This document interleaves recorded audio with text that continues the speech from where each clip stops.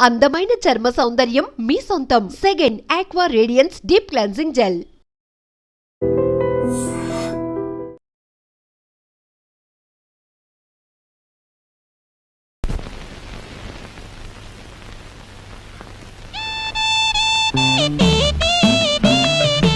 అరే, మీ నాన్నగారు పోయాక నువ్వు మీసం ఉన్న మగాడివైపోయావే. అన్నట్టు మీ ఇంట్లో డబ్బు పోయిందని విన్నాను. నా కోసం నువ్వే ఆ డబ్బు తీసుంటావు. ఏది ఆ డబ్బు? చెప్పు. ఆ డబ్బు నీకిద్దామని తీశాను. ఆ రాత్రి మరెవరో నా దగ్గర నుంచి కాజేశారు. ఒక ప్రాణాన్ని నిలబెట్టడానికి నేను వ్యభిచారం చేస్తే నువ్వు వ్యభిచారం కోసం ఒక ప్రాణం తీసేశావు. నా బ్రతికే చండాలం అనుకుంటే నువ్వు నాకంటే చండాలుడివి. నేను ఈ ఇల్లు ఎందుకు ఖాళీ చేస్తున్నానో తెలుసా? నీ నీతి మాలినతనాన్ని భరించలేక. వెళ్ళు.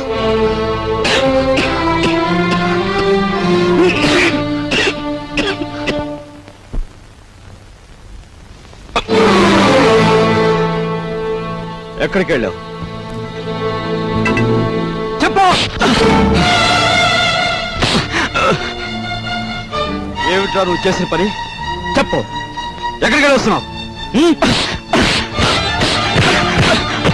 చెప్పు. ఏమిట్రా నువ్వు చేసిన పని?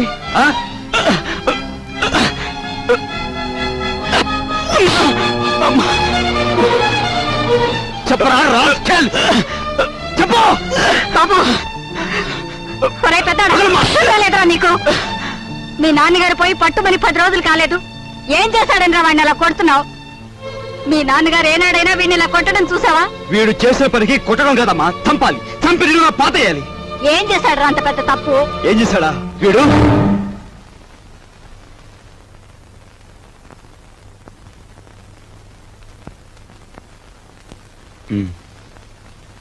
బాబు,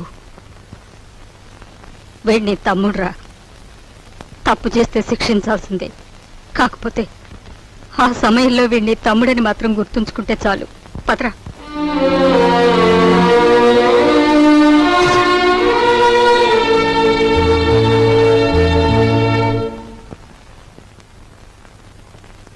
వాడెందుకు కుట్టాడో తెలుసమ్మా?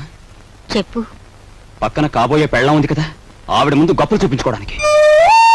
ఒరే కృష్ణ, నువ్వు చిన్న కొడుకువైతే నీకంటే ముందు పుట్టిన పెద్ద కొడుకురా వాడు.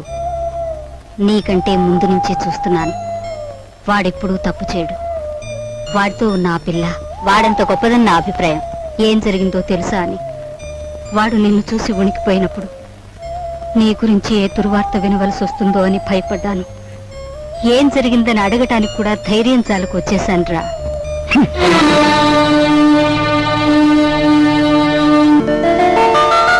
ఈమె నా చెల్లెలు ఇల్లు వదిలి వచ్చేసింది. మీ సేవా సాధనలో ఉందేమో. సారీ, ఇలాంటి అమ్మాయి ఎవరూ లేరు. వస్తానండి.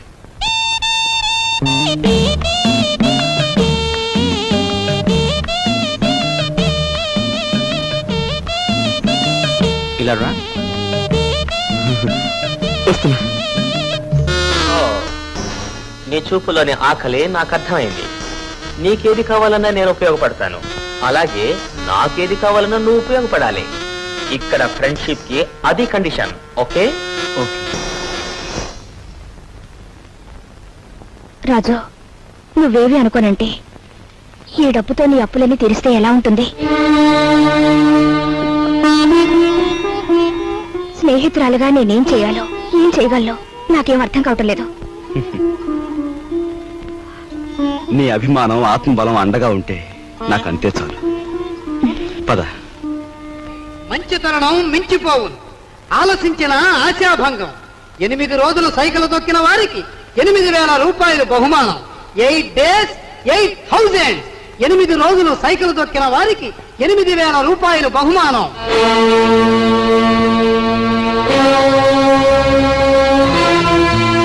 రాజు, అప్పులు తీర్చడానికి నువ్వు సైకిల్ తొక్కుతున్నావట.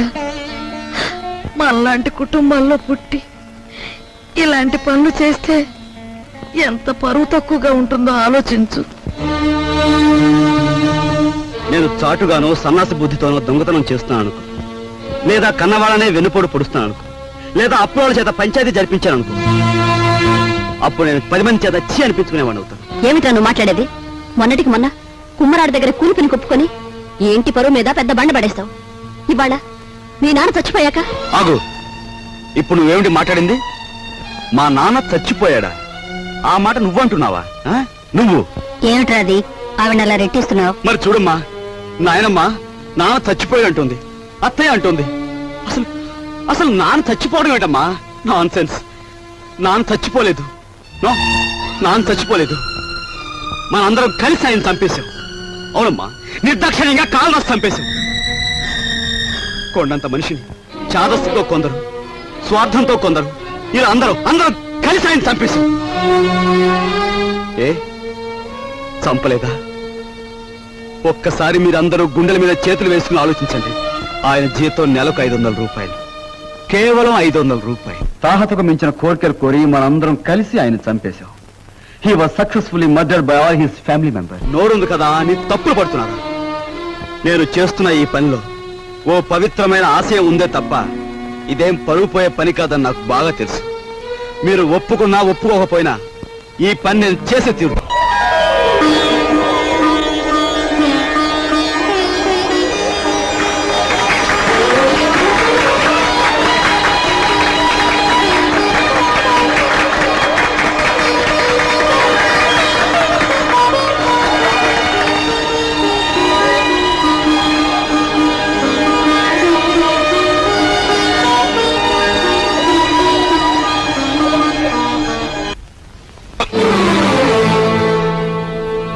ఎక్కడికి వెళ్ళావు?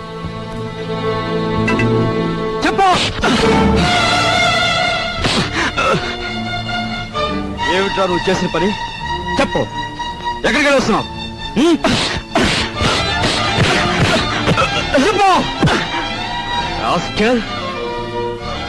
ఏమిట్రా నువ్వు చేసిన పని?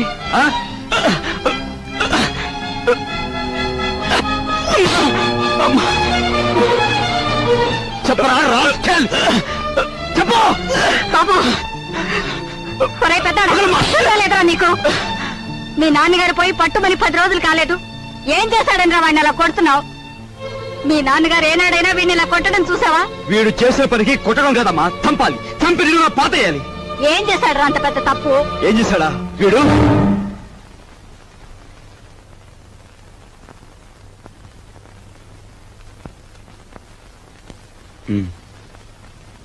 బాబు, వీడిని తమ్ముడురా. తప్పు చేస్తే శిక్షించాల్సిందే. కాకపోతే ఆ సమయంలో వీడిని తమ్ముడని మాత్రం గుర్తుంచుకుంటే చాలు. పత్రా.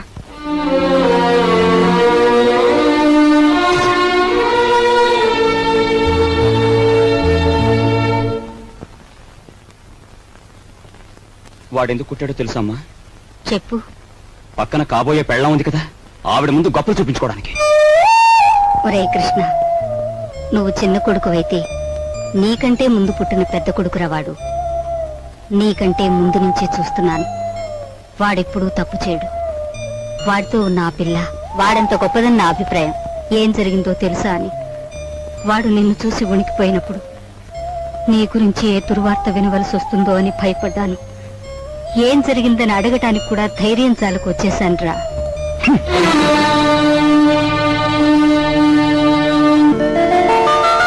ఈమె నా చెల్లెలు ఇల్లు వదిలి వచ్చేసింది. మీ సేవా సాధనలో ఉందేమో. సారీ, ఇలాంటి అమ్మాయి ఎవరూ లేరు. వస్తానండి.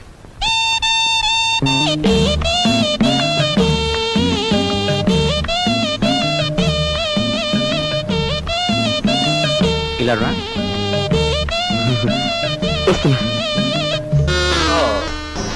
నీ చూపులోని ఆకలి నాకు అర్థమైంది. నీకేది కావాలన్నా నేను ఉపయోగపడతాను, అలాగే నాకేది కావాలన్నా నువ్వు ఉపయోగపడాలి. ఇక్కడ ఫ్రెండ్షిప్ కి అది కండిషన్. ఓకే? రాజు, నువ్వేవి అనుకోనంటే ఈ డబ్బుతో నీ అప్పులన్నీ తీరిస్తే ఎలా ఉంటుంది? స్నేహితురాలుగా నేనేం చేయాలో ఏం చేయగలను నాకేం అర్థం కావటం లేదు. నీ అభిమానం ఆత్మబలం అండగా ఉంటే నాకంతే చాలు. పద. మంచితనం మించిపోవును, ఆలసించిన ఆశాభంగం. 8 రోజులు సైకిల్ తొక్కిన వారికి 8,000 రూపాయలు బహుమానం.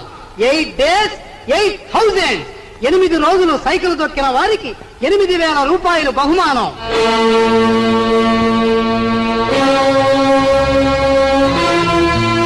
రాజు, అప్పులు తీర్చడానికి నువ్వు సైకిల్ తొక్కుతున్నావట.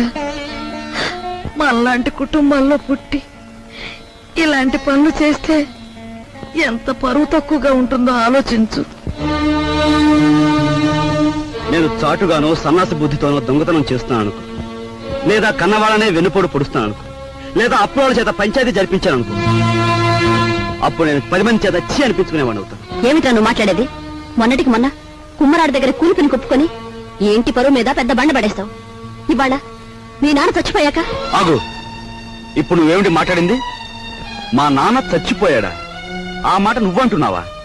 నువ్వు ఏమిట్రా అది? ఆవిడ అలా రెట్టిస్తున్నావు. మరి చూడమ్మా, నాయనమ్మా నాన్న చచ్చిపోయి అంటుంది, అత్తయ్య అంటుంది. అసలు అసలు నాన్న చచ్చిపోవడం ఏంటమ్మా? Non sense. నాన్న చచ్చిపోలేదు. నాన్న చచ్చిపోలేదు. మనందరం కలిసి ఆయన చంపేశాం. అవునమ్మా, నిర్దాక్షిణ్యంగా కాలు రాసి చంపేశాం. కొండంత మనిషిని చాదస్తుతో కొందరు, స్వార్థంతో కొందరు, ఇలా అందరూ కలిసి ఆయన చంపేశాం. ఏ చంపలేదా? ఒక్కసారి మీరందరూ గుండెల మీద చేతులు వేసుకుని ఆలోచించండి. ఆయన జీతం నెలకు 500 రూపాయలు, కేవలం 500 రూపాయలు. తాహతకు మించిన కోరికలు కోరి మనందరం కలిసి ఆయన చంపేశాం. He was successfully murdered by all his family members. నోరుంది కదా అని తప్పులు పడుతున్నారు. నేను చేస్తున్న ఈ పనిలో ఓ పవిత్రమైన ఆశయం ఉందే తప్ప ఇదేం పరువు పోయే పని కాదని నాకు బాగా తెలుసు. మీరు ఒప్పుకున్నా ఒప్పుకోకపోయినా ఈ పని నేను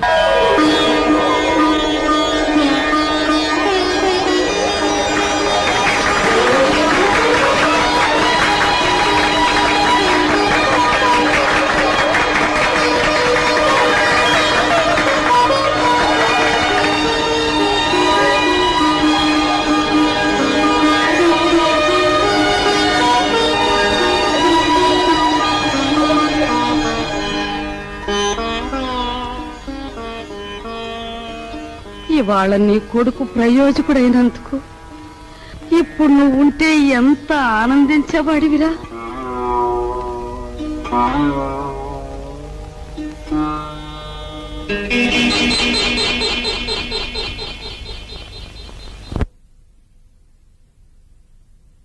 రాజుగాడి గదిలో దూరి డబ్బు కాచేద్దామంటే వాడు పడుకున్నాడో లేదో తెలియచావట్లేదు. పడుకున్నాడని దగ్గరికి వెళ్ళామనుకో, వాడు బాంబుల పేర్లా పేల్తాడు. అసలు ఈ గొడవంతా దేనికి? నువ్వు మీ ముసల్దాన్ దగ్గరికి వెళ్ళి కుక్క పెట్టి ఒక ఏడుపేడు, ఆవిడ కాచేసుకొచ్చి మనకిస్తుంది.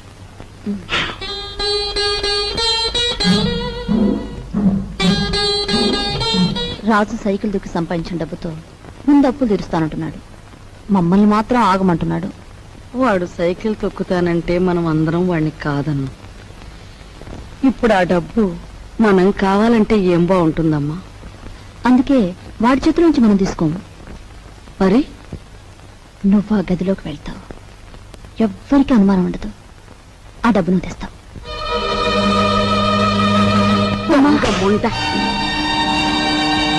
వాడు పగలనక రాత్రనక కష్టపడి రక్తం ఓడ్చి సంపాదించిన డబ్బు దొంగిలించమంటావా?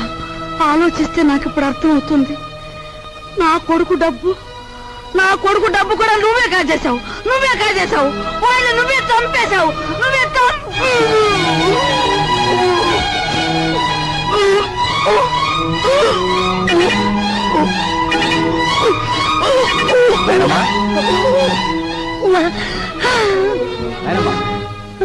బాబు ఏమైందమ్మా? ఎందుకు కేకలు పెట్టావు? నాయనమ్మా ఏమైందమ్మా? ఏం లేదు బాబు, ఏదో పీడకలు వచ్చింది. మీ నాన్న గుర్తుకొచ్చాడయ్యా. సరే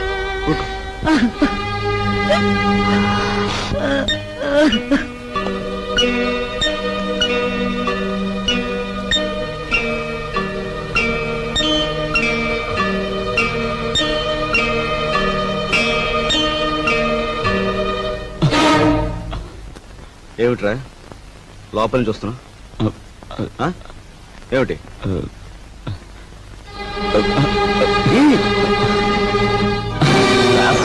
ఏమిటారు చేసిన పని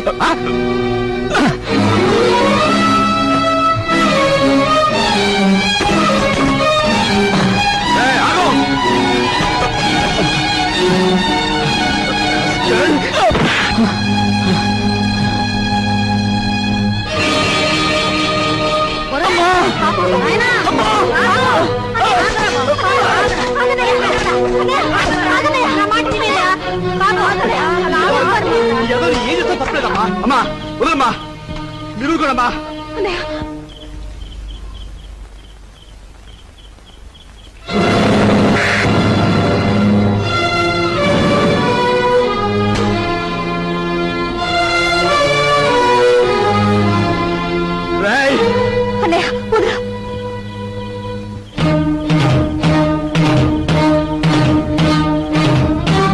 దుర్మార్గుడా ఎంతకు తెగించావురా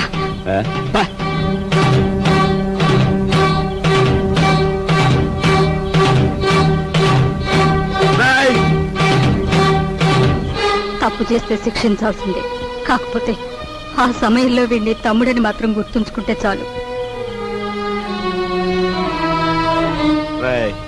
తమ్ముడు ఎవడ్రా నీకు తమ్ముడు?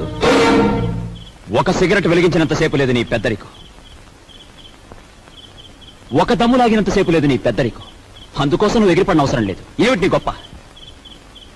నాన్న చచ్చిపోయి 4 రోజులు కాలేదు, రకరకాలుగా అధికారం చలాయించాలని చూస్తున్నావు. నీ పెద్దరికం నాకు అక్కర్లేదు. సచ్చినాడా ముసలిముండా. ఐఎమ్ సారీ, నీకు మర్యాద ఇవ్వాలి కదూ. చూడు మిస్టర్, నీకు ఎవరి పెద్దరికం అక్కర్లేదనుకుంటే ఈ ఇంట్లో నుంచి తక్షణం బయటకు వెళ్ళిపోవచ్చు. నేను ఇంట్లోంచి వెళ్ళిపోవాల్సి వస్తే ఏం జరుగుతుందో తెలుసా? నువ్వు ఈ ఇంట్లో ఉండాలంటే ఏం చేయాలో తెలుసా? తెలుసు. నిన్ను అన్నా అని గుర్తించాలి, నువ్వు తంతే పడుండాలి. అంతేకాదు, దున్నపోతల తింటూ కూర్చోకూడదు. కాయ కష్టం చేసైనా సరే సంపాదించాలి, అప్పుడే నీకు తిండి. ఓహో, సంసారం సవ్యంగా సాగాలంటే ఇంట్లో అందరూ కష్టపడాలి, అలాగే ఇంటి పరువు కాపాడాలంటే అందరూ కలిసి ఉండాలి.